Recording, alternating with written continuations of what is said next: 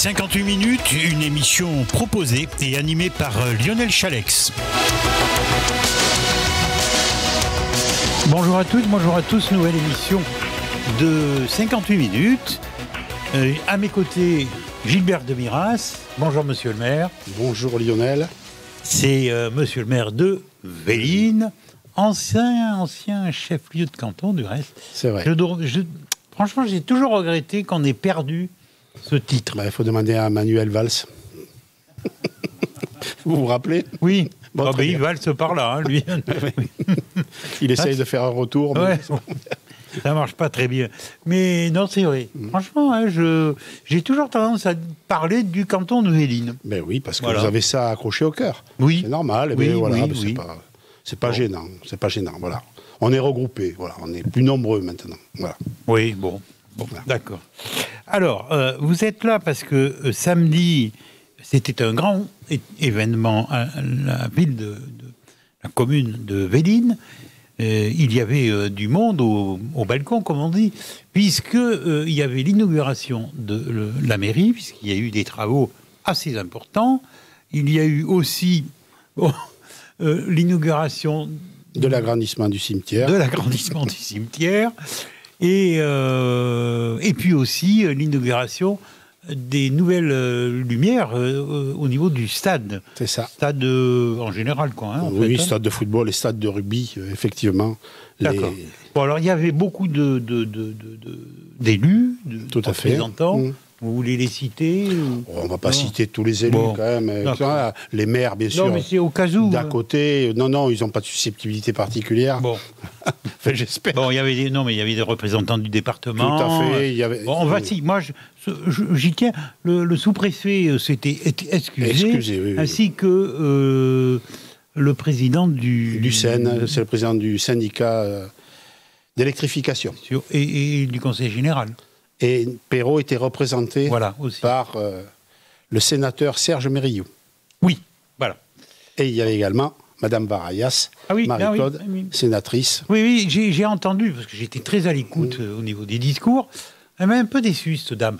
Ah, mais ça n'engage que vous, Lionel. Moi, j'ai rien dit. Il y avait également notre président de CDC, Thierry Boidet. Oui, donc on aura tout dit. Donc, il y avait aussi le député Serge Muller qui était là. Mais non, cette dame a parlé de la ruralité et elle a parlé des communes qui faisaient très attention à leur budget. Il n'y avait jamais de déficit. Si j'avais pu prendre la parole, ça m'a démérangé à un moment donné. Parce que je lui aurais rappelé certaines choses. Quand même, moi, il y a des communes qui sont très très bien gérées ici. Véline en est l'exemple, du reste. Franchement, c'est pas la brosse à reluire. Hein. Mais nous, ici, faut peut-être pas l'oublier, on a eu un déficit de 54 millions de francs lourds quand on a eu l'affaire des eaux de Véline. Bon, ça a été... Oui, non, mais... C'était autrefois. Oui, mais c'est l'argent public, quand même. Bon, Bénac, on a construit... un pont sur la Dordogne. Non, on l'a pas construit, on l'a juste amené. Oui, enfin, bref. Il est en dépôt. Non, mais cette dame sénatrice a la mémoire un peu courte. Bon, voilà, je tenais à le dire, on va pas l'accabler, hein, mais elle est très sympathique au demeurant. Oui, mais ça change rien. On peut être sympathique et mal gérer l'argent des autres. Bon, alors. Donc, il y a eu aussi, ça on a oublié de le dire, un hommage, un vibrant hommage, ça m'a un peu bouleversé, de Bernard Deyres. Deyres. D-E-Y-R-E-S. Qui a offert à la commune un magnifique tableau extraordinaire, effectivement.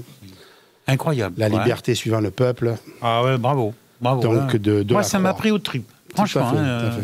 Et puis, il y avait ces trois filles. Il y avait ces trois filles pour Dominique, honorer leur père. Véronique et Émilie. Tout à fait. Qui étaient là.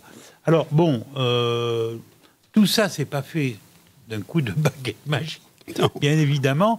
Mais, très franchement, encore une fois, vous savez que moi, j'ai un franc-parler. Oui. La commune de Véline, moi, j'aurais tendance à dire, est un exemple. Franchement, hein. Oui, un exemple de quoi, Lionel? Exemple de propreté. Ah oui, ça va. J'y tiens particulièrement. Ah oui, alors, mais quand on traverse, j'ai reçu monsieur le maire de Castillon ici, quand on traverse Castillon, moi j'ai honte. Franchement, j'ai honte. Il a une autre vie, là. Ah oui, non, mais non, là, faut pas me la faire à moi, quoi. C'est scandaleux. Cette traversée par la 936, l'herbe pousse le long des maisons, quoi, dans les caniveaux et partout. Mais c'est pas d'aujourd'hui.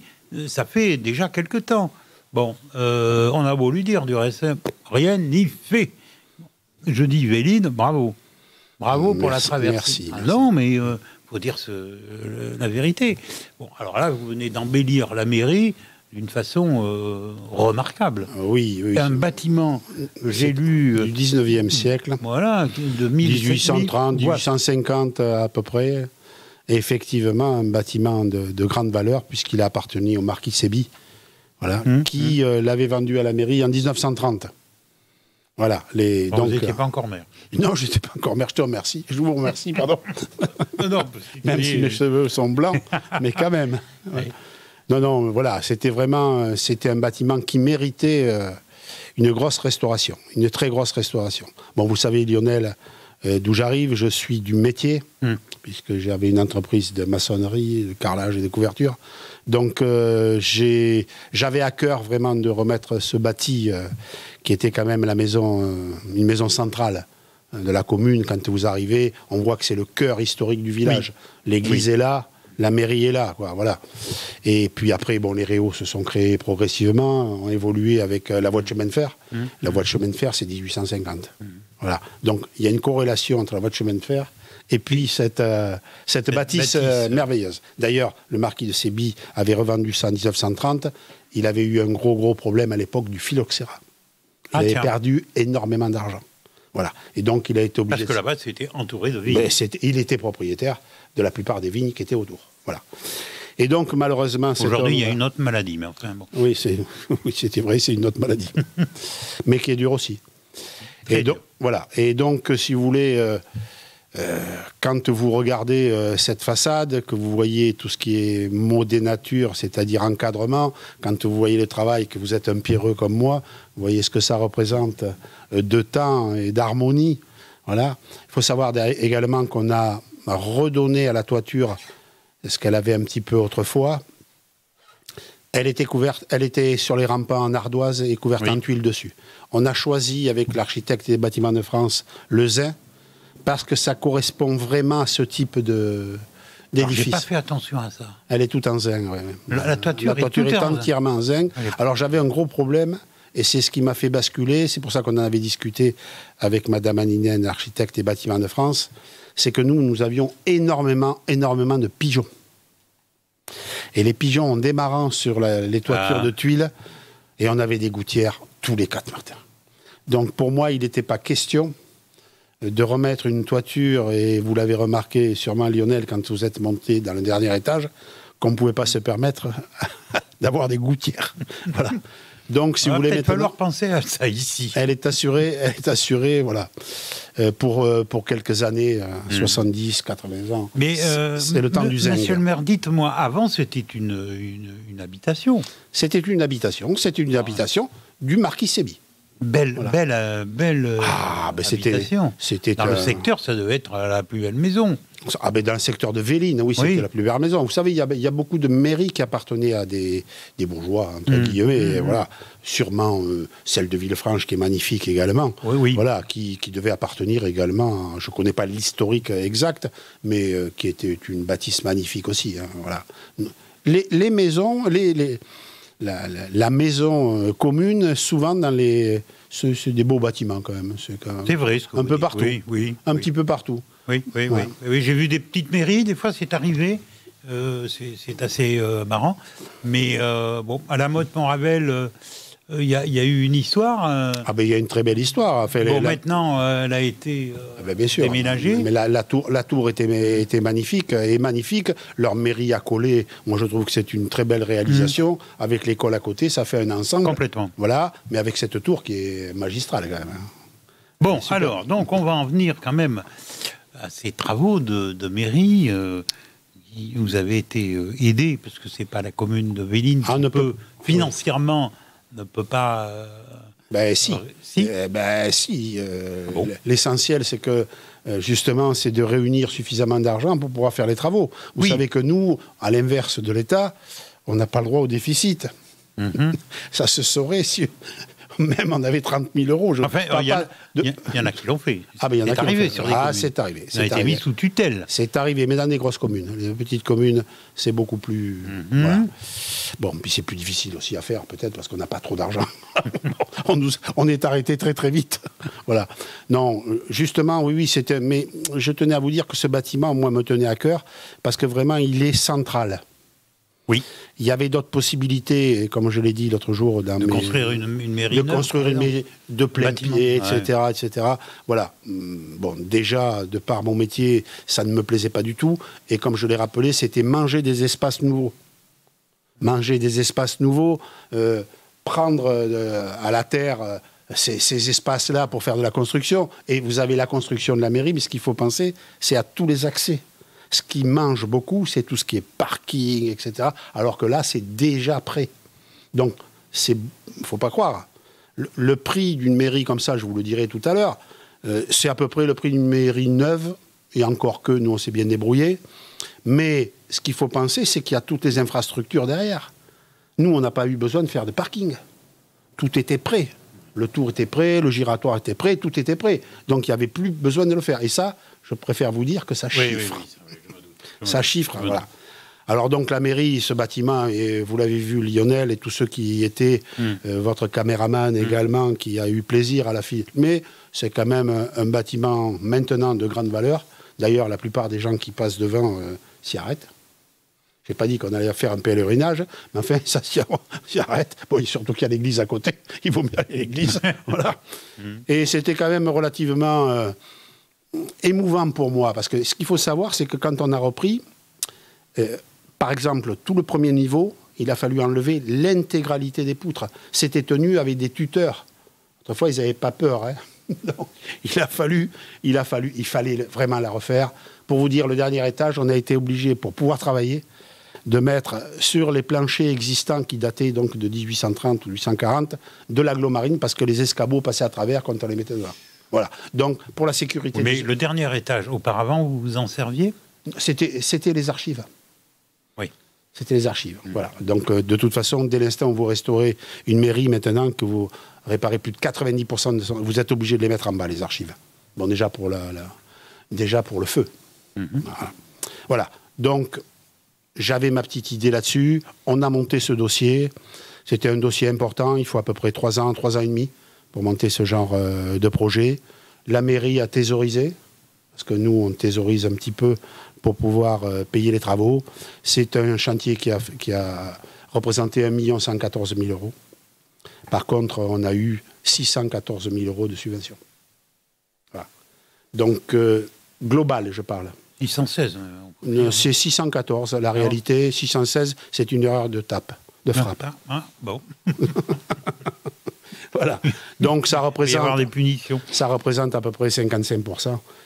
Presque 500 000 euros à la charge de la commune. Voilà, 497. Alors ça, vous les financez comment ?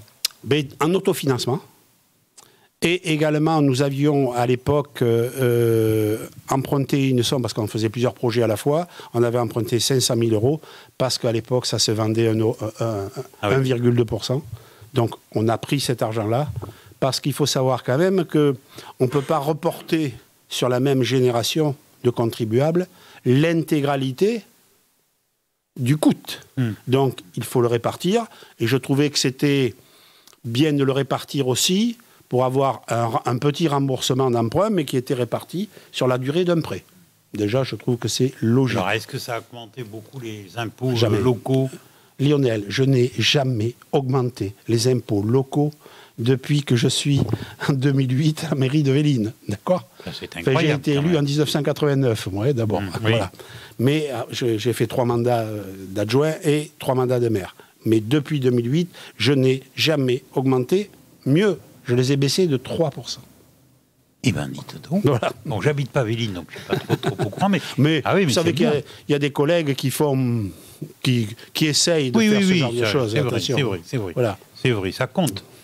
Comment? Ça compte pour le... Oui, ça compte. Et puis, pour les habitants... On n'est jamais que la continuité des autres aussi. Hein. Oui, non, mais là, quand on voit tous les travaux que vous avez effectués, bon...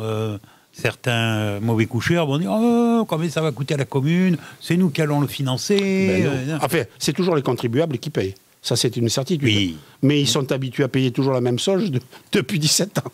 Oui, c'est quand même... En pourcentage. Pour ceux et celles qui... Attention, monsieur le maire, pour ceux et celles qui écoutent, ça pourrait peut-être leur donner des idées de venir habiter à Véline. Mais pour être tout à fait honnête, il faut dire également que les impôts augmentent parce que l'État augmente les bases. D'accord? L'État, le département aussi, d'ailleurs. Voilà. Nous, maintenant, le seul impôt où on a un levier, c'est sur le foncier. Tout le reste, on n'a aucun... On n'en a plus. Voilà. Oui. Donc, on ne peut jouer que là-dessus. C'est pour ça que vous voyez à la télévision, ils augmentent de 20%, 17%, les gens sont fous, évidemment. Mais c'est uniquement sur le foncier. Avant, tout le monde payait un peu d'impôts, voilà, pas que les propriétaires, ceux qui habitaient sur le territoire. Et M. Macron, dans son génie habituel, a supprimé la taxe d'habitation. D'accord, voilà. Et là, vous comment vous faites? C'est compensé, la taxe d'habitation, c'est compensé, soi-disant à l'euro près, mais c'est jamais revalorisé. Donc chaque fois qu'il y a une inflation, comme de 5, etc., vous avez perdu 5. Hein. C'est pas plus compliqué que ça. Voilà. Mais, je dois dire quand même, et je l'ai dit d'ailleurs lors de l'inauguration, que l'État, pour nous, a été un gros contributeur. Le département, un peu moins, le département a mis 162 700 € sur cette opération, ce qui est déjà intéressant. Oui, c'est pas rien. Il faut savoir, Lionel, que nous avions préparé cette opération avant le Covid et avant l'inflation galopante sur les matériaux, que nous sommes passés de 814 000 € à 1,1 million de travaux. Énorme. Oui, c'était 27% de plus-value. Et donc, on a revu à la baisse ce qu'on voulait faire. On a minimisé les choses. Déjà, notre équipe technique a fait toutes les démolitions, une grosse partie des démolitions. On a pu gagner un petit peu là-dessus pour pouvoir dépenser ailleurs. Voilà. Et puis, on a monté un projet où nous avons eu une dotation de solidarité importante de 366 000 €. C'est l'État, et ça, au développement local. C'est l'État. Et également... Grâce à la sous-préfète. Grâce à la sous-préfète, Mme Montel, de Bergerac, qui avait fait de l'excellent travail avec nous. C'était d'ailleurs, vous imaginez, c'était 45% de 814 500. Je ne vais pas embêter vos auditeurs avec le chiffre énorme. Non, mais enfin, en fait, faut le dire quand même. Voilà, il faut le dire quand même. Voilà. Nous, de toute façon, notre budget n'est pas en danger avec cette réalisation. Pour vous dire, 2024, j'en terminerai là, hein, pour 2024, on a fait 2 gros chantiers. Et qu'on remet les 16 appartements, donc qui nous rapportent évidemment des loyers. Là, on avait emprunté un peu d'argent, mais déjà les loyers nous remboursent ce que l'on fait. Donc, ils sont situés où? Dans la ville. On avait acheté 4 bâtiments et on en avait 2. Donc on les a tous restaurés et donc ils ont été livrés il y a 2 ans. Voilà. Ça, ce sont des loyers, ce sont des logements sociaux? Non, c'est des loyers conventionnés. D'accord. Et c'est nous qui gardons la main pour les locataires. Voilà. D'accord. Et donc, effectivement, ça nous fait, maintenant avec la gendarmerie, on a 29 logements. 29 logements. Tous occupés? Tous occupés. D'accord. Tous occupés. Dernièrement, on a lancé aussi une opération sur... puisqu'il ne faut jamais mettre les yeux dans un même panier, hein, d'accord ? Donc on a lancé un lotissement à Barrière, ça, c'est un petit lieu-dit magnifique, où on avait 8 lots à vendre. Nous en avons vendu 7 en l'espace de 6 mois. Et le 8e est préempté, je signe l'acte jeudi. Voilà. Donc, fort de cet argent à récupérer, on monte un 2e lotissement en face du stade de football de 10 lots en accession à la propriété. Mais dites donc, Véline va devenir la capitale d'Aquitaine. Hein. Non. Ben, M. Roussier va m'en vouloir. Hein. Oui. Ou pire. Oui. Enfin, ah bon Dites donc, dans mon introduction, je ne me suis pas trompé. Vous savez que quand on va chercher dans les petites communes, et vous le savez, puisque c'est votre quand même cheval de bataille, hein, vous le savez, les maires, ils se lèvent pour faire du bien à leur commune. C'est pas pour faire du mal à leur commune. Hein, non. La plupart du temps. Hein, la plupart du temps, oui. Et par contre, voilà, il faut être au boulot. Pour un maire, je trouve que c'est le plus important. C'est pas un travail. C'est pour ça que moi, à titre personnel, je suis contre le statut de l'élu. Parce que je dis toujours à mes collègues qui sont pour le statut de l'élu, le jour où on sera en statut, on sera des fonctionnaires. Ils nous aimeront plus. Ils nous diront, vous êtes payés, donc vous faites. Ça se dit déjà. Ça se dit déjà, mais c'est pas la vérité. Voilà. Donc, pourquoi c'est pas la vérité? Mais c'est pas la vérité. Je vais vous dire, moi j'ai 1 300 € par mois. Voilà, c'est pas plus compliqué que ça. Je fais 35 heures, rassurez-vous, plus je suis d'astreinte le dimanche, la nuit, etc. etc. Alors, on ne peut pas dire, ça, si vous comptez les réunions, etc., vous passez 60 heures. Donc, voilà, c'est pour ça qu'il y a une forme. Et il faut conserver ça. Et il faut conserver cette notion un petit peu de bénévolat. Voilà. Il ne faut pas qu'on soit des fonctionnaires. Bravo. Ah, je vous suis, mais bon. Alors, on va essayer rapidement. En bas, au rez-de-chaussée, il y a toujours le secrétariat qui était à droite et maintenant vous l'avez mis du côté gauche. Je pense que les secrétaires sont ravis de cette modernité. Ouais, mais ça dépend de quel côté on se met. Parce que moi, je mets plutôt les choses à droite. Hein, vous le savez, hein, c'est pas d'aujourd'hui. Non, mais quand on rentre dans la mairie... Mais comme disait Coluche, je suis porte à gauche. Mais bon, voilà. Et alors, premier étage, j'y suis allé grâce à l'ascenseur. Oui. Il n'existait pas auparavant. Ah non, mais non. Justement, c'était la gageure, entre guillemets, c'était de mettre, ou la gageure, pardon, c'était justement de mettre un ascenseur au milieu de l'établissement, sans consommer trop d'espace, et en essayant d'avoir une circulation bon, je pense que nous y sommes parvenus, on y a travaillé dessus avant de le faire. Et puis en plus, il a fallu démonter un magnifique escalier en normaux. Je ne sais pas si vous vous souvenez, l'escalier qu'il y avait, un magnifique escalier normaux, qu'on a démonté pièce par pièce. On a bien fait, parce que cet escalier commençait à être vermoulu. Bon, 2 siècles, apparemment, était vermoulu. Mais c'est parce qu'il avait pris l'eau. Voilà, ce bâtiment a pris l'eau à un moment ou à un autre. D'accord. Voilà. Alors, donc, au premier étage, il y avait ce magnifique tableau. Et décrivez-nous quand même ce premier étage. D'accord. Alors, je vais commencer parce que par le premier niveau, pour moi, c'est le sous-sol. Oui. Je sais bien que les architectes n'aiment pas ça, mais moi, 1, 2, 3, 4, ça me va. Parce que 1 ou moins 1, ça ne me va pas. Donc, on va démarrer par en bas. C'est l'accès où arrive... Attends, pas que les archives. Ah oui. C'est l'accès où arrivent les personnes à mobilité réduite et handicap. Vous avez vu sur l'arrière. Vous avez en rentrant, évidemment, la nouvelle chaufferie, qui est une chaufferie particulière, parce que vous avez vu, il y a 4 pompes à chaleur qui produisent à la fois de la chaleur, certes, mais également du refroidissement. C'est pas autre chose, parce qu'on n'a pas le droit, si vous voulez, à d'autres types de refroidissement. Voilà. D'accord. Voilà. Donc c'est du refroidissement et qui est effectué, c'est de l'eau froide qui circule grâce à la pompe à chaleur dans des tuyaux de cuivre qui sont isolés. Voilà. Et c'est des ventiloconvecteurs qui nous climatisent, entre guillemets, mais la climatisation, comme je vous l'ai dit tout à l'heure, on ne peut pas la faire dans les bâtiments publics. On n'a pas le droit de climatiser. Par contre, on a le droit de refroidir. Ah bon? Voilà. Oui, je suis surpris de ça. Voilà, c'est comme ça. On n'a pas le droit d'installer de climatisation. De climatisation dans les lieux publics. Voilà. Celles qui sont en place, déjà, elles doivent tourner, elles doivent se déclencher qu'à 25 degrés, quand la température est de 25 degrés. Voilà. Donc, le refroidissement, c'est pas quand même comme une climatisation. Ça mange beaucoup moins d'énergie. Voilà. Et puis... donc vous avez ce niveau-là où vous avez évidemment, comme chaque niveau, les toilettes handicapées. Ah oui. Voilà. Et il y a nos archives, voilà, avec justement dedans ce qu'il faut pour bien les traiter, avec une ventilation particulière, une machinerie particulière qui maintient une même hygrométrie également dans cette place. À côté, vous avez une salle, une grande salle qui permet... Sous-sol, hein, au sous-sol, toujours au sous-sol. Une grande salle qui permet d'accueillir, puisque nous accueillons des gens, des associations.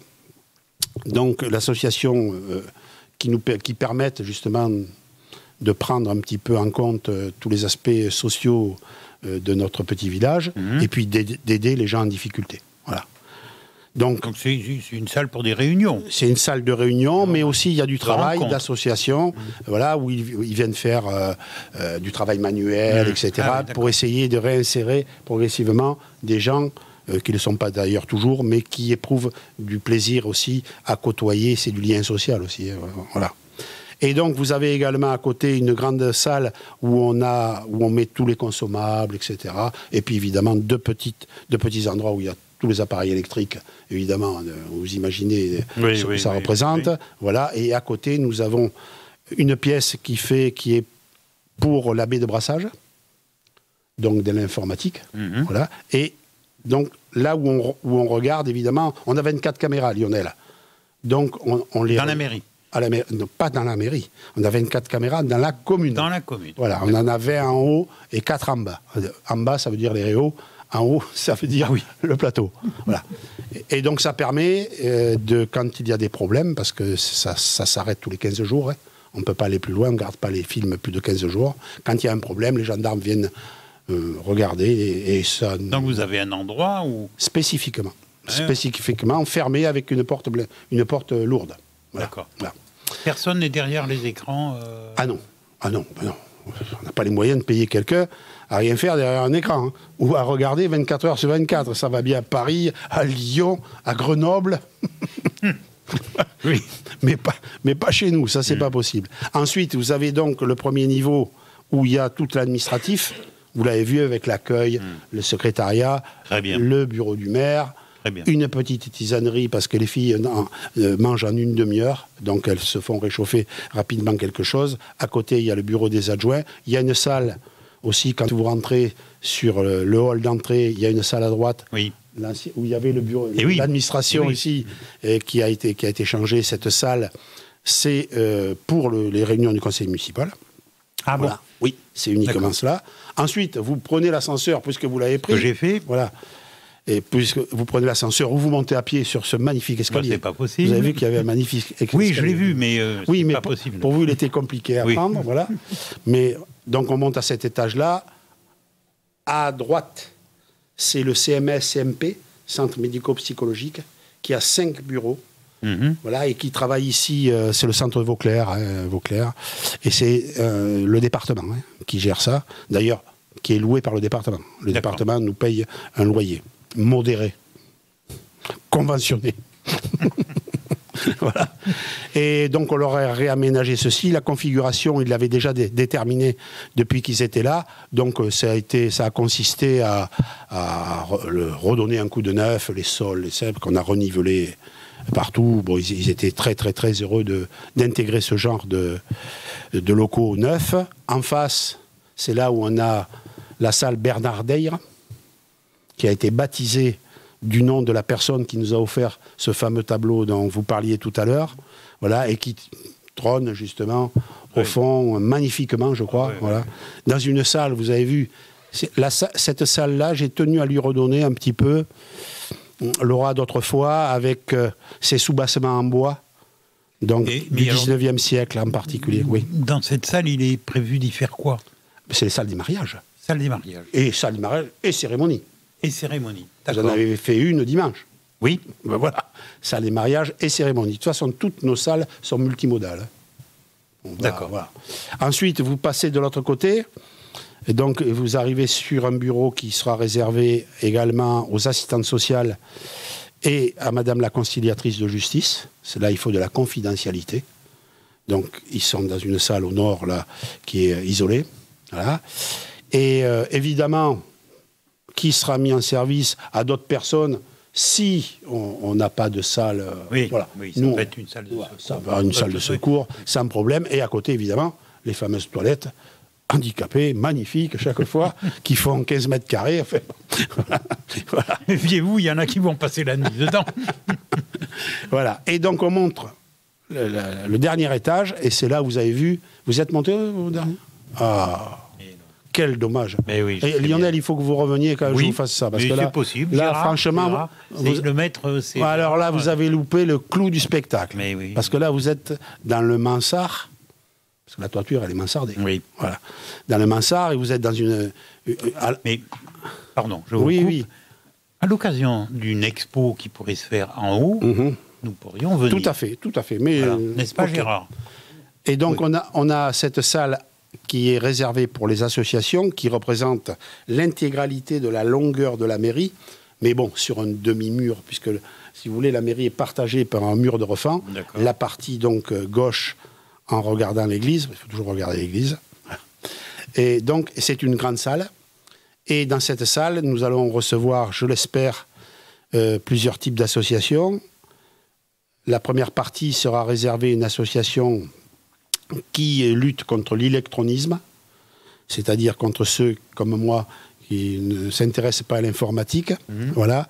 Mais on sait très bien, maintenant tout passe par l'informatique, donc ils donnent des cours. Donc ils vont avoir un petit coin un lieu à eux. D'accord. À côté également, salle toujours multimodale, mais qui servira également aux associations. On a une association, nous, qui fait de l'art textile. Ah oui. Et qui est très, très prolixe, en fait. Et dedans, il va falloir nous donner ces adresses parce que ça serait intéressant qu'ils viennent exprimer ce qu'ils font. D'accord. Mais je vous donnerai le petit fascicule de la ville de Véline avec toutes les associations. Très bien. Et puis, si vous voulez, il y a une salle, évidemment, magnifique avec... vous le voyez depuis l'extérieur, où il y a des grands Velux et la lumière donc de l'ouest et du nord, et également sur le toit, et parce que les peintres ont besoin de ces lumières-là. Oui, donc eux, ils pourront peindre dans cet espace, exposé à côté, etc. De toute façon, pour l'instant, j'ai créé l'offre. Parce que je ne voyais pas faire cette mairie en plusieurs étapes. Vous savez, quand on commence des travaux dans une maison, il vaut mieux les finir. Ah oui. Si vous laissez quelque chose, je le sais, chez moi, j'ai bien compris, hein, mon garage n'est jamais crépi. Pourtant, je suis maçon. Je parle de l'intérieur. Maintenant, il y a tellement de choses que c'est compliqué. Voilà. Donc, je pense qu'il faut prendre, et nous allons trouver facilement. Et il y a quelque chose, c'est dommage que vous ne l'ayez pas vu, Lionel, on a créé un petit studio. Petit studio qui sera réservé également à des peintres qui viendront donner des cours, éventuellement, parce que souvent, ce n'est pas des gens très fortunés. Hein, voilà. Et ça leur permettra de rester une nuit, 2 nuits, le temps qu'ils donnent leurs cours. Voilà. Et, comme je vous l'ai dit, c'est des salles qui servent et qui sont multiservices. Voilà. Nous avons averti la gendarmerie également, ce sera réservé uniquement pour les gens de Véline, donc les femmes qui auront des difficultés, 99,9% des problèmes qu'il y a, c'est souvent avec des femmes qui sont battues ou autres. Elles pourront venir pendant une soirée en sécurité dans ce lieu qui est déjà aménagé. Y dormir, le temps que nous on s'occupe le lendemain de faire venir les services sociaux pour qu'elles soient normalement en toute sécurité. Franchement, vous avez pensé à tout, quoi. Oui, on a pensé, oui. On a essayé. Donnez-moi une commune aux alentours qui ait pensé à tant de choses dans sa mairie. Vous ne pouvez pas me donner d'exemple? Non, mais ils ont peut-être autre chose. Oui, bon, là vous jouez le modeste. Hein. Non. Vous ne voulez pas que je critique mes collègues quand même. Non, je ne l'ai jamais fait de ma vie. Mais, je ne vais pas commencer aujourd'hui. Attendez, il y a des lieux qui s'y prêtent et des lieux qui ne s'y prêtent pas. Voilà, il y avait des lieux. Alors, et nous, on crée quand même 680 mètres carrés. Donc c'est pareil, une surface habitable. Voilà, c'est pareil. Voilà. Bon, alors maintenant je vous propose quelque chose. Oui. C'est qu'on se repose un tout petit peu. Allez, avec plaisir. On écoute un peu de musique et on se retrouve. D'accord.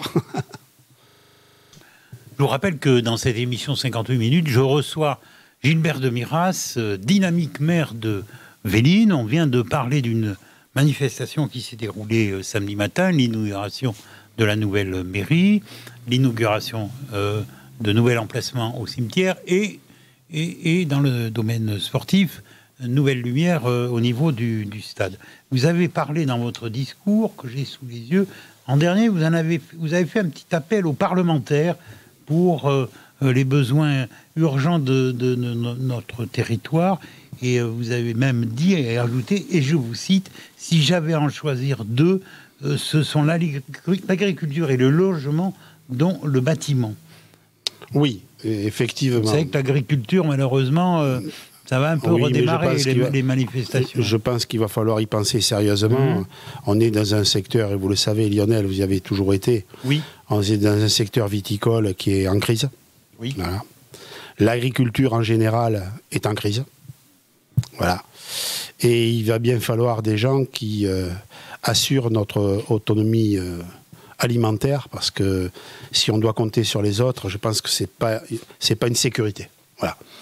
Et il va falloir avoir peut-être un petit peu de respect et écouter aussi les gens qui, d'habitude, ne se plaignent pas outre mesure, hein, qui travaillent, qui font des heures invraisemblables dans leur exploitation. Et je pense qu'un petit peu, leur donner un petit peu de respect, et au moins le respect, c'est de les écouter. Bien comprendre quel est le problème actuel, bien comprendre qu'on ne peut pas continuer en France à faire de la surnorme. Voilà. Certains pays nous envoient des aliments qui sont normés au niveau européen et que nous, on a rajouté dessus. Ça fait qu'on est plus compétitif, on n'est pas ceci, on n'est pas cela. Je pense qu'il va falloir remettre sur la table certaines choses. J'espère qu'avec le Premier ministre nommé actuellement, qui a été ministre aussi de l'Agriculture, ça puisse se passer comme il faut. J'ai vu que le premier contact qu'il y a eu a été bon. J'espère qu'il va le demeurer, parce que je pense que les agriculteurs, quand ils vont avoir fini les semis, les vendanges, etc., ils peuvent reprendre les tracteurs pour aller sur la route. Hein. Voilà. Allez, parce que de toute façon, on est au bord du précipice. On est au bord du précipice. Et pourquoi j'ai dit également l'agriculture et le bâtiment? Parce que, vous voyez, on est un tout petit village, on fait 1100 habitants, un petit village. Il ne passe pas une semaine sans qu'il y ait 2 ou 3 appels pour nous demander si on a quelque chose pour loger. Et oui. Alors, c'est quelque chose que je ne comprends pas. Vous savez que ça me tient à cœur parce que je suis du bâtiment, certainement. Et on dit, quand le bâtiment va, tout va. Voilà. Mais ça représente un peu quelque chose. Parce que les récupérations de TVA que fait l'État sur l'intégralité de ce que fait des matériaux, etc., c'est une manne pour l'État. Ça, c'est de l'investissement sonnant et trébuchant. Ça, c'est du dur. Ça, les gens, on les met à l'abri.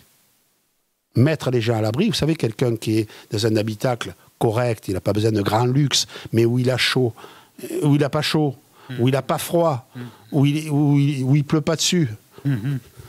Donc, je pense... On rigole parce que... Il y avait une petite gouttière ici avant de rentrer, c'est pour ça. Donc, ce qui est important, mais les gens changent même. Changent. Les enfants, quand ils sont dans un environnement sain, ils tombent moins malades. Complètement. Enfin, les enfants et les mais adultes. Voilà. Hein. Donc, il y a vraiment quelque chose. Je ne comprends pas qu'on ait laissé tomber le bâtiment. Enfin, je vais vous dire, mais bon, je ne comprends pas d'ailleurs ce qu'a fait ce gouvernement pendant ces 7 ans et qu'ils n'aient pas été au cœur du problème. Et vous verrez ce que je vous dis. Relancez le bâtiment. Faites attention à l'agriculture. C'est-à-dire qu'on soit capable de se nourrir nous-mêmes. Je n'ai pas dit qu'il ne fallait pas acheter quoi que ce soit à nos voisins. Oui, voilà, je n'ai pas dit ça. Mais au moins, on a des terres arables en France. On a de bonnes terres. Peut-être pas comme en Ukraine pour le blé, mais pour les légumes, pour les fruits, etc. Rappelez-vous, nous, on est quand même d'une génération où on a vu toute une plaine couverte d'arbres fruitiers. Complètement. Complètement. Donc, ces grands champs, entre guillemets, qui étaient en bas, ils ne demandent qu'à produire. Certes, il faut produire avec moins de pesticides, etc. Ça, c'est une certitude. Voilà. Produire de l'alimentation de qualité, on sera obligé de l'aider. On sera obligé d'aider cette... Bon, on aide bien les gens à payer leur loyer. Donc, il faudra peut-être aider les gens à mieux manger.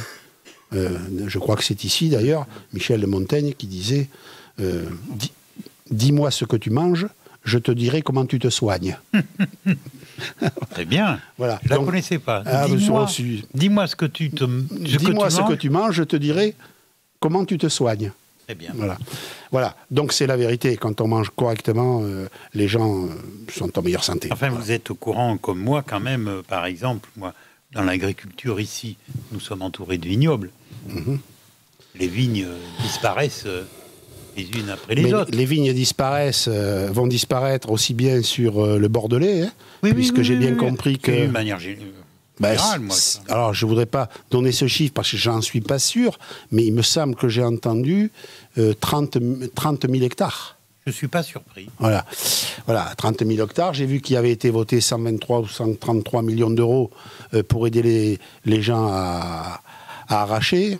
Ça représente à peu près, parce que j'ai fait le calcul, 4 000 euros l'hectare. Mais par contre, ce n'est pas le cas encore du Bergeracois. Voilà. Alors, il semblerait que beaucoup de personnes aussi dans le Bergeracois, parce qu'il y a, vous allez à Montbazillac, ça ne va pas trop mal. Hein. Vous avez du Bergerac comme au Maravel qui tourne bien aussi, avec des gens qui ont des exploitations où ça marche pas trop mal. Et puis à côté de ça, malheureusement, il y a des gens qui s'étaient endettés à partir d'un certain moment et qui maintenant n'arrivent plus à faire face. Enfin, même dans les grandes appellations, moi j'ai ici comme client à côté le commissaire-priseur de Libourne, qui me disait jamais il avait fait autant de ventes de parcelles de vignes. Jamais. C'est-à-dire que les gens achètent des parcelles de vignes. Même dans des appellations. D'accord. Mais c'est-à-dire que les gens achètent des parcelles de vignes ? Je ne sais pas, il fait des ventes aux enchères. Ah oui, là d'accord, c'est différent. Vous savez, oui, c'est pareil. Hein. Si vous avez une Ferrari dehors et puis que vous la soldez au prix d'une R5... Oui, voilà. Et je ne vois pas le rapport. Mais si vous avez des vignes qui coûtaient à l'époque 50 000 euros l'hectare et que maintenant vous les vendez 5 000... Et parce qu'ils ont besoin d'argent, ils sont obligés. C'est ce que je suis en train de vous dire. Il y a peut-être des gens qui vont profiter de la chose. Ah.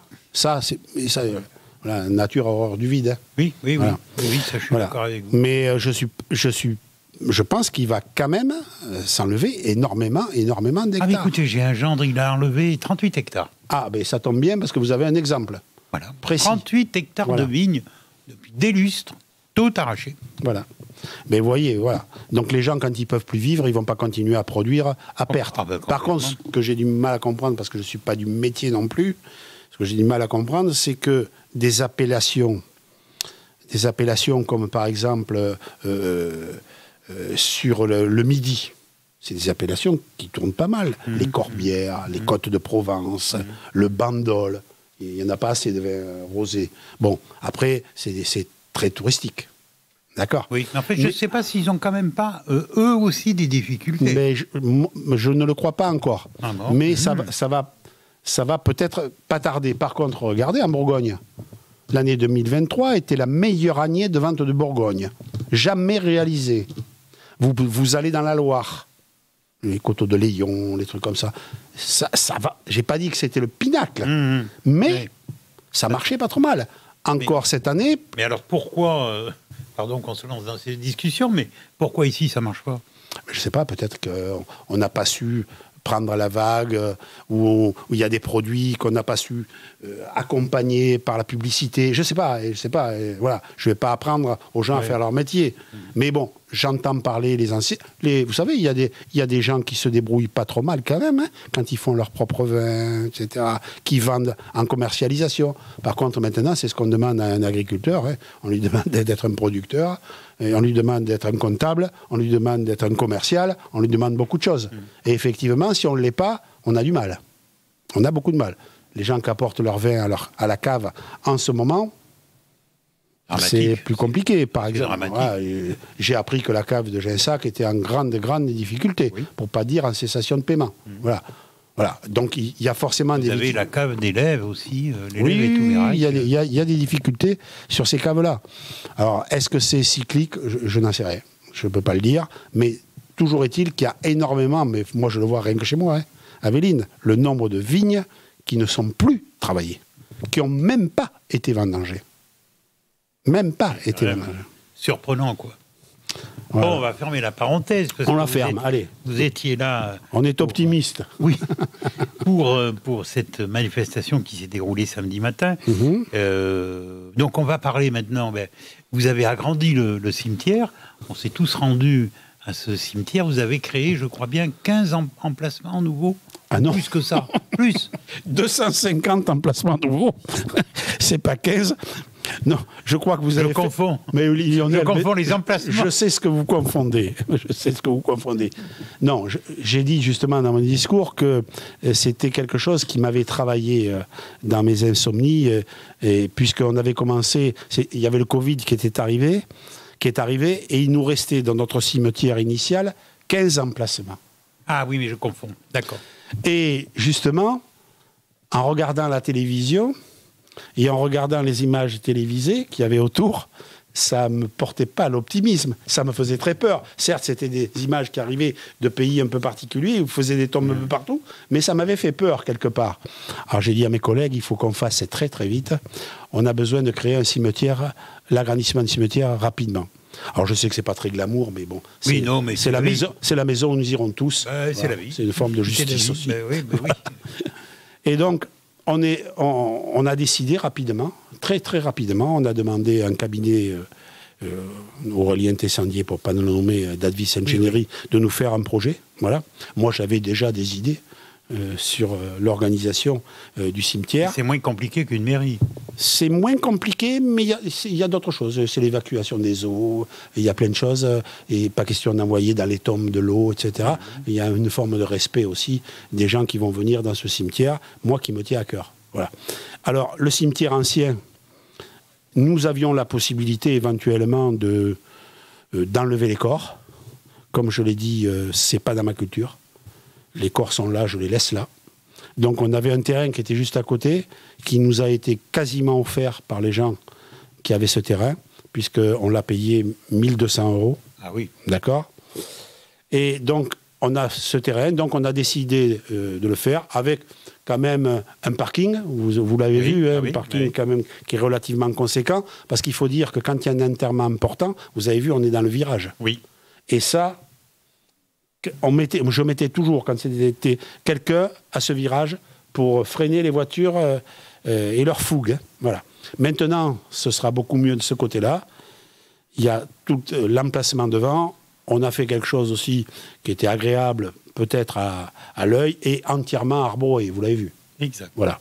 Donc ça, on l'a fait faire par Madame Buffière de l'ATD, qui nous a fait ce croquis général, voilà, nous donner l'idée. On l'a suivi. Parce que souvent, on fait faire par des architectes paysagistes et puis on fait ce qu'on veut. Moi, j'ai dit non. Si on fait travailler quelqu'un, on fait ce qu'elle a imaginé.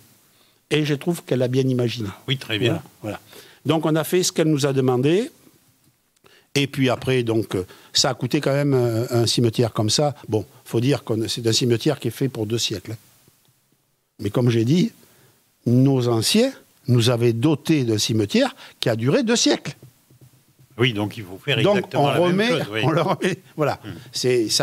Pourquoi 2 siècles par rapport au nombre d'emplacements? Parce que j'aime bien le chiffre 2. Il est terrible. Non, puis, attendez Lionel, comment voulez-vous que je sache, avec tout maintenant ce qui est en train de se passer, on enterre des gens... il y a la crémation. Malheureusement. Vous savez que des urnes, on peut en mettre des millions, là, si vous voulez. Oui. Voilà. Donc, nous, on a prévu à peu près 250 emplacements. Mais emplacements classiques. Parce qu'il y a la possibilité, maintenant, la législation nous permet de mettre également des urnes sur les tombes. Donc, voilà. Et moi, encore une fois, ça sera du perpétuel. Qu'est-ce que ça vaut, un emplacement? Et les anciens emplacements, je ne vais pas vous le dire parce que c'était tellement dérisoire. Mais là, cela, nous n'avons pas encore décidé. Mais un emplacement, un emplacement de 2 sur 3 va tourner autour de 300 € perpétuel. Perpétuel, ouais. D'accord. Voilà. Non, mais c'est des chiffres qu'on ne connaît pas. Mais vous avez raison. Mais ce n'est pas des chiffres. Même si vous faites la multiplication, vous voyez qu'on n'y est pas. Parce que ça nous a coûté 239 000 €. Oui. Aidé par l'État à hauteur de 67 000 €. Dans un cimetière comme le vôtre, ne peuvent être enterrés que les habitants de la commune? C'est préférable, c'est préférable. C'est préférable. Oui. Non, mais des fois, il peut y avoir des choix. Il peut y avoir des histoires, mais bon... Non, des choix en disant, voilà... Oui, mais alors, si vous allez à Saint-Michel-de-Montaigne, tous les amoureux de Montaigne vont vouloir être enterrés au cimetière. Mais je vous le dis, parce que mon frère me l'a dit. Oui. Donc, ils sont obligés de le réserver. Votre frère est maire de Saint-Michel, oui. Voilà. Donc, les cimetières sont faits pour les gens qui habitent la commune. La commune. Bon, voilà, c'est toujours bon à savoir. Voilà. Donc ça a été inauguré. Donc je me rattrape par rapport au début, 250. 239 000. Non, le nombre d'emplacements. 250. Ah, non, mais c'était pour vous faire une corrélation. Oui, 239 000 quand même. Bon, c'est moins qu'important. Moins important que la mairie, mais... Ah, ça n'a rien à voir. Mais bon. Alors ensuite, nous nous sommes tous dirigés vers le stade, où c'était peut-être avant, enfin bon, c'est pas grave. Non, c'est à la fin. C'est à la fin, hein avant la salle. Oui, mais ma mémoire me fait défaut depuis quelque temps. Donc, magnifique stade, où on peut jouer au foot, rugby, même du tennis à côté. Oui, il y a 2 cours de tennis qui ont été dotés par la CDC il y a très peu de temps, puisqu'on les a inaugurés avec le club de tennis il y a à peu près 2 mois, avec le président de la CDC. Et effectivement, c'est des tennis qui sont recouverts en synthétique. On se croirait à Wimbledon. Donc magnifique. Hein, là. Mais bon, on n'a pas besoin d'entretenir la pelouse. C'est très agréable pour les gens comme nous qui commencent à prendre de la bouteille un petit peu, parce que c'est très souple le sol. Oui, je comprends. C'est très souple. Alors, ce stade, il y a eu quand même aussi une opération financière. Vous avez décidé de jouer un petit peu à l'économie, puisque vous avez modifié l'éclairage de ce stade. Expliquez-nous. Mais il faut dire que de toute façon, maintenant, vous savez, tous les projecteurs étaient à LED. Ils n'étaient pas à LED, ils étaient au sodium. Les ampoules sodium disparaissent. Il n'y en aura plus. À l'échelon de 2027, ça veut dire 2030 en France. Voilà. Donc ça va disparaître complètement. L'éclairage avait 30 ans. Les ampoules lâchées les unes derrière les autres. Fallait faire monter une nacelle de 28 mètres à chaque fois. Des fois, on ne pouvait pas rentrer sur le stade parce que c'était trop mouillé, la nacelle était trop lourde, donc des fois, vous restiez sans projecteur sur un mât pendant 1 mois et demi, le temps de pouvoir accéder. Donc tout ça, puis l'opportunité également, puisque normalement, ça devait être alimenté financièrement par l'État avec une dotation spéciale. Et cette dotation a été supprimée.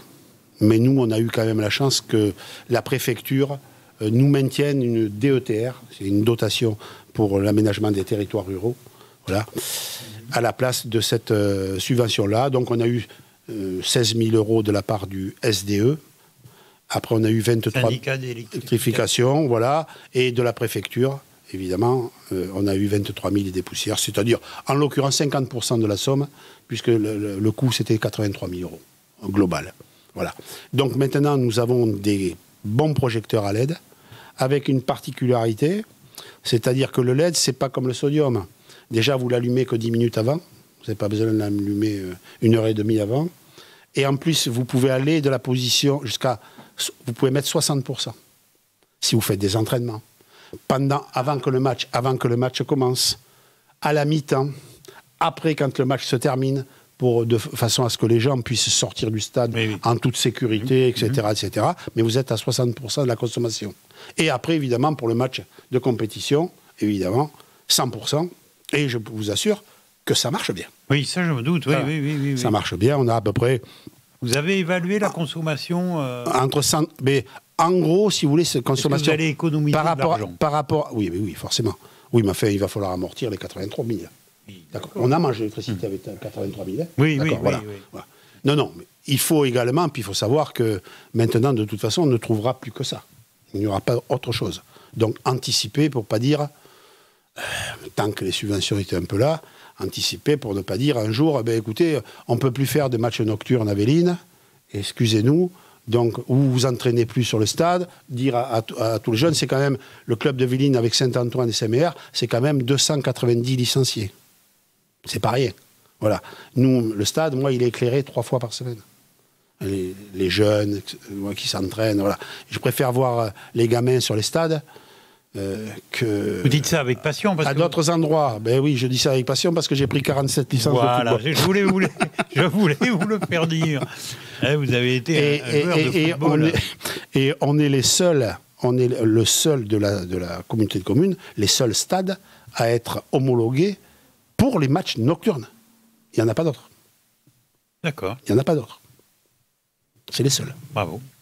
C'est sûr que c'est un coût pour la commune, même l'entretien, l'arrosage, évidemment. Mais tant que je serai là, pour les gamins...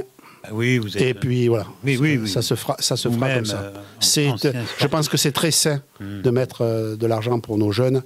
Et puis parce qu'ils apprennent, s'il y a des valeurs cardinales du sport que je vais souligner, on l'a vu d'ailleurs pendant les Jeux Olympiques. Hein, on l'a vu. Alors, non pas pour en terminer, parce que j'ai 2-3 dernières questions, dont deux. Enfin, il y en a une qui sort, qui est d'actualité. Il y a une chose, c'est pas une critique, mais il y a une chose qui m'a surpris, le temps que, parce qu'il y avait un magnifique buffet, on va remercier du reste le restaurant de la gare, je crois bien que c'est eux qui... Le restaurant de la gare qui a fait le salé, là, et les vignobles de Pagnon qui ont fait également le sucré et qui ont fourni les vins. Bravo. Hein. Des locaux. Bravo. Franchement, ouais, c'était très bien. Bravo. Moi, j'ai remarqué une chose, vous allez me dire, il va chercher la petite bête. Mais si, j'aime les petites bêtes, moi. Bon. Là, vous étiez, alors vous ne l'avez peut-être pas remarqué, mais on est dans le mois d'Octobre Rose. Vous étiez le seul à porter le petit ruban sur tout le monde qui était là. Même parmi les élus, tous les élus, bon, il y avait quelques invités sûrement, vous étiez le seul. Je trouve ça un peu dommage. Alors, je m'excuse, mais celui qui... Vous avez dû vous tromper, parce que je n'avais pas non plus ça, moi, personnellement. Alors, qui c'est qui l'avait? Mais par contre, j'avais une chemise rose. Et ça, c'est rare. Ah, quelqu'un... Moi, j'ai vu une personne porter... non, c'était pas moi. J'aurais pu le prendre pour moi, mais c'était pas moi. Bon, il pend sur le bec. Comment? Oui, Gérard? Le député l'avait. C'est le député. Voilà. Alors, c'est le seul. Eh bien, voilà. C'était le seul. C'est un peu dommage.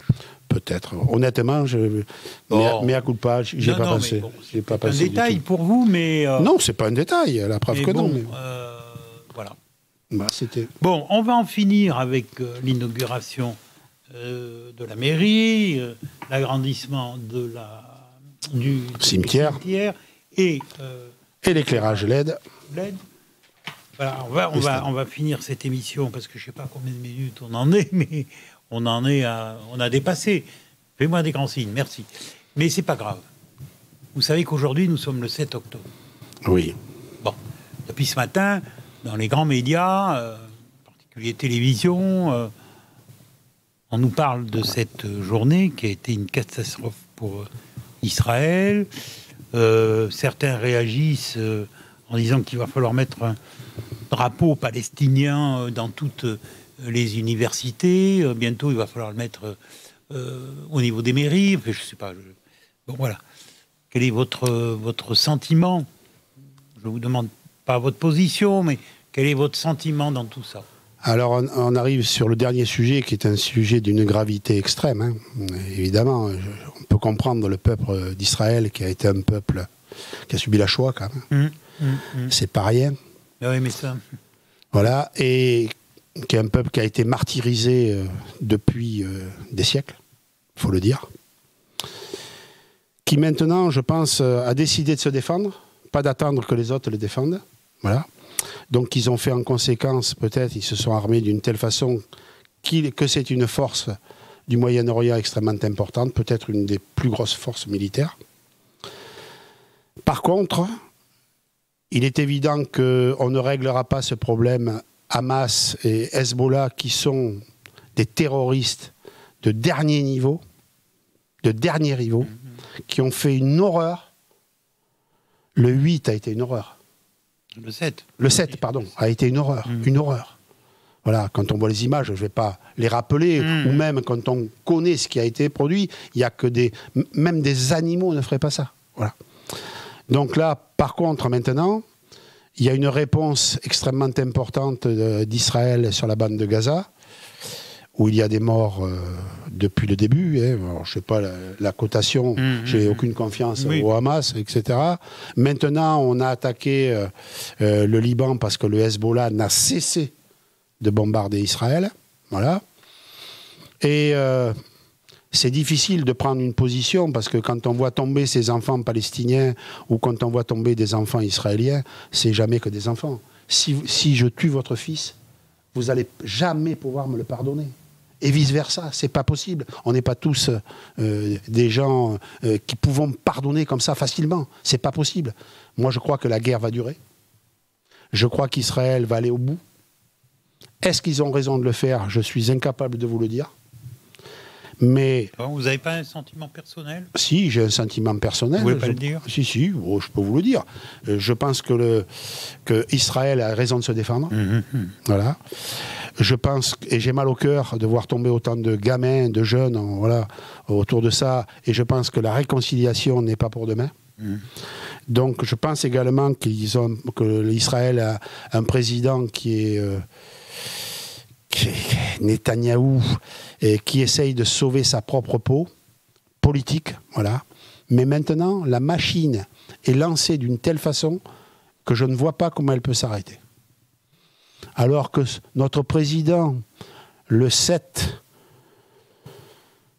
dise, enfin, je ne vais pas dire ce genre de conneries, voilà. Enfin, bon, voilà.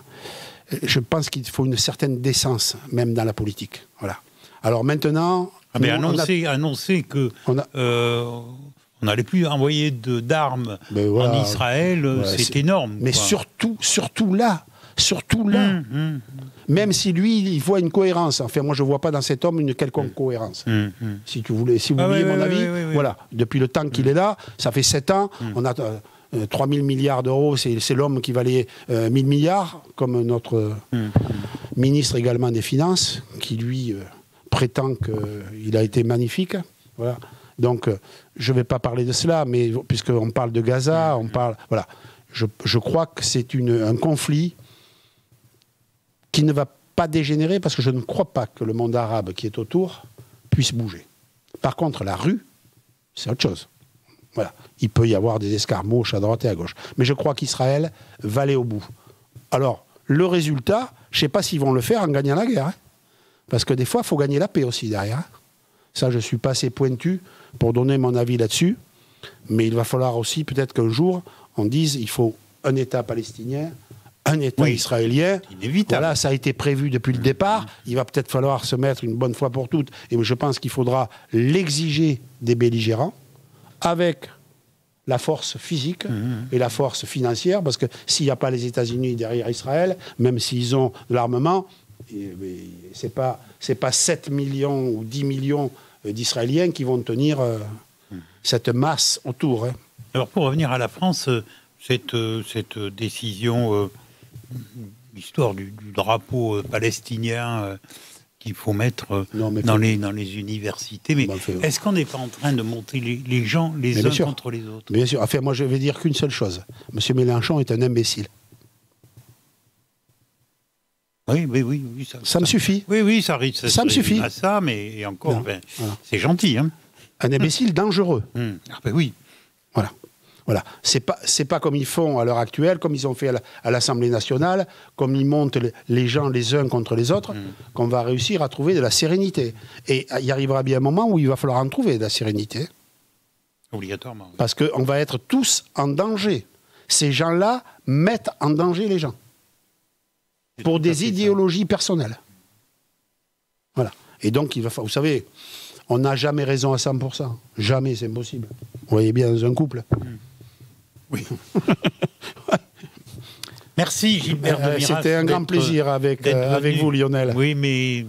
Et l'équipe. Merci d'être venu ici au studio de CLC. Pour moi, c'est un bon moment, un grand moment même. Merci. Voilà. Merci à l'équipe technique, bien sûr, au complet aujourd'hui. Jean-Yves est venu nous retrouver au son et à la vidéo. Notre ami Gérard Pommier, qui est l'homme de tous les instants. Merci. Et à la semaine prochaine. N'oubliez pas, alors, attendez quand même, que cette émission est rediffusée vendredi à 15h, rediffusée dimanche à 18h, et que, exceptionnellement, nous allons faire 2 choses, en fait. 3. Ah bon, 3, me dit-il. Il y aura cette émission sur YouTube. Vous mettez CLC Web Radio, vous tombez sur nous, vous aurez cette émission avec la vidéo. D'accord ? Deuxièmement, vous aurez la retransmission de toute la manifestation de samedi en vidéo.